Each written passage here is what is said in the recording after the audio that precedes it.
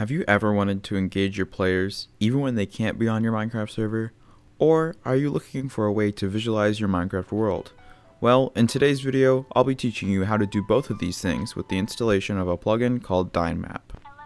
If you do enjoy this video, make sure to like and subscribe, as it helps me help more people in the Minecraft server hosting community. If you get lost at any point throughout this video, make sure to join my Discord server, where I'll help you with any issues you run into. If you are looking for server hosting, I always recommend going for the most bang for the buck server host, CryHosting. CryHosting is a powerful but affordable server host, offering servers for $2 a gigabyte on the fastest CPU in the world, the Ryzen 9 5950X. Check them out today at CryHosting.net and make sure to use code Highpurity for 20% off your server. With all of that out of the way, we can begin this video by discussing the requirements to complete this tutorial. You must have a Spigot server and an extra port opened on your server. If you are hosting your server locally on a personal machine, I've attached a port forwarding tutorial in the description, so you can complete this tutorial. If you meet these requirements, it's time to start the tutorial by visiting the first link in the video description, where you'll be taken to a page that looks like this. From here, you'll need to download Dynmap by pressing on the download button right here, and then pressing on save. Next, navigate to your server's plugins folder and upload the plugin to the server. Once it's finished uploading, navigate back to your server's console and restart your server. After doing this, it's time to configure your plugin. Navigate to the plugins folder again, then into your Dynmap folder, and then into the configuration.txt file right here. Starting off, these options right here control what users accessing your website will be able to see. So if you are just running a public server and don't want people to get targeted or anything like that, you can turn off or on these options respectfully. However, if you're running a private server and are just using this for fun, then there shouldn't be any main issues with the default configuration. Next, you'll need to scroll down to line 334, where you'll find the option Web Server Port. This is where you'll need to enter the port you opened for this plugin.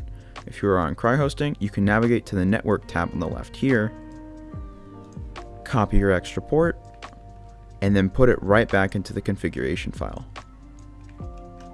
After entering the port, press save and then restart your server.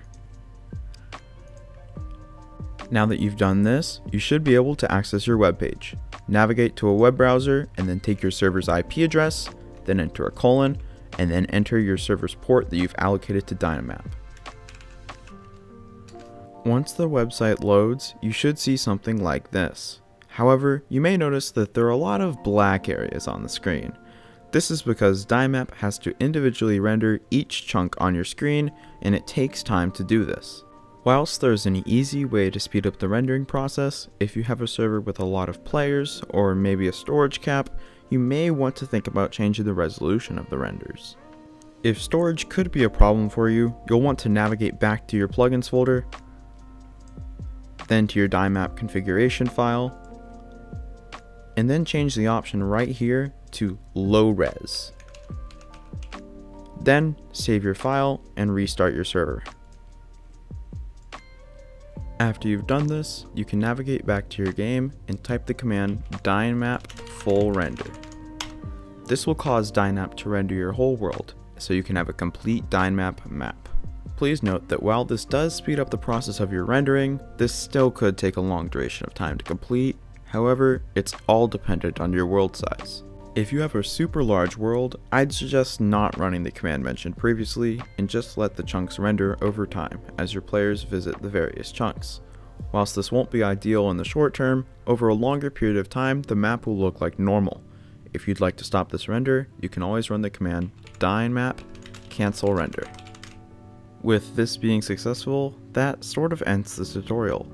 I know this tutorial was shorter than normal, but honestly, Dynmap is very easy to configure, so huge shout out to the developer for making this really useful plugin easy to use. Anyways, thanks so much for watching, I hope you all enjoyed this video, and I'll see you guys in the next video. Goodbye.